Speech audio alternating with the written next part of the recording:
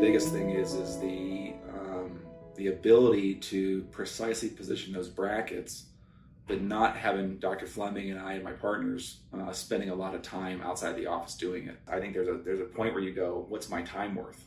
And where we are in our practice now, our time is better spent doing other things. And so if you really weigh it out, the cost is not that much different than the cost doing it the traditional route. But the cost savings allows you to do some things that you couldn't do. I did 4 indirect bondings this morning in the time I would have spent doing 1. You know, I don't have time with my family and my busy practice to learn a lot of fancy software. And so the oral care portal has just made it so easy for docs to upload the case, and what they give you back is almost always spot on. I do very little adjustment to the bracket setups that come back.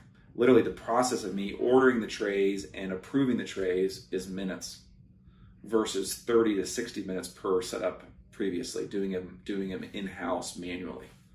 So my stress level has come way down. Trying to find the time was the biggest problem.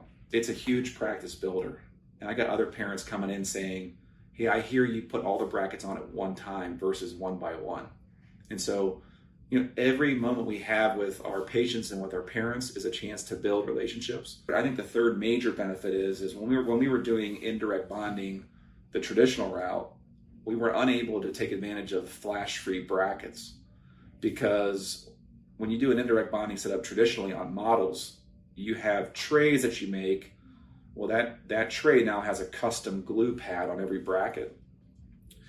That, to transfer that into the patient's mouth, though, then requires the assistants to add a little bit of low viscosity adhesive on the back of those brackets. And that can, maybe one assistant puts a little bit more on, another one puts a little bit less on. And so now we have across the board consistency. So now with 3M's digital bonding, we're placing flash-free brackets in every tray, knowing the perfect amount of adhesive is on each bracket.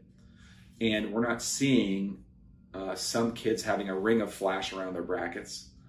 And I think that the brackets just look cleaner longer. I mean, I tell folks that, I think we've kind of ruined our staff for other orthodontists, because none of them want to go back to placing braces the old way. Once you do it the new way, you're not going to want to go back and do it the old way.